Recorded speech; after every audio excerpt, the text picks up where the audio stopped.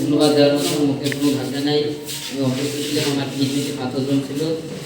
এই মশফিউর ভাই আর এই সাকিব ভাই ওনারা গেছিলো আমার কাছে, ওনারা 50,000 টাকা দিচ্ছে। ওই যে আমার চিকিৎসা শেষ হয়েছে, আরও কিছু টাকা আছে বলছে, আমি জানি না।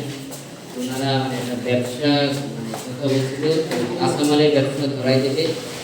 তো আপনারা সবাই আমার জন্য দোয়া করবেন।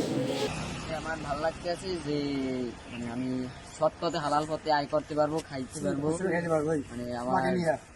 মানে আমার সংসার চলে যাবে। বেশি না, আমরা দুইজন, আমি আর আমার মা, আর সাথে আছে আমার বড় ভাই সামনাসামনি বলি, সে মানে তার সংসার টানতে নিজেরই হয় কষ্ট, ঠিক আছে। নিজের 600 টাকা হোটেল আছে, 2 টেবিলে, তার নিজের 2 টাকা আয় হয়, নিজের সংসার। যাই হোক, শুনে ভালো লাগলো। আর একটা কথা তোমাকে এই ভিডিওতে সবার সামনে বলি, আমরা ওকে এই রিকোয়ারমেন্টে দিয়েছি যে এই ভ্যানটি আমাদেরই দায়িত্বে থাকবে, আমাদের সবকিছু থাকবে।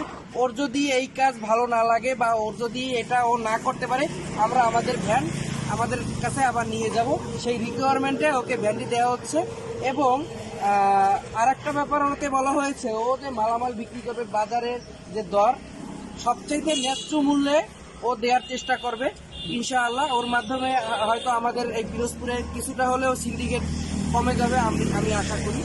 এই চিন্তা ভাবনা আমাদের লোগোটা দেখাই তো, আমাদের যে আমরা আমাদের সংগঠনের হ্যাবিটেট ডেভেলপমেন্ট ট্রাস্ট HDT এর লোগো সম্মিলিত এই ভ্যানটি ওকে প্রদান করলাম। আসসালামু আলাইকুম, সবাই ভালো থাকবেন।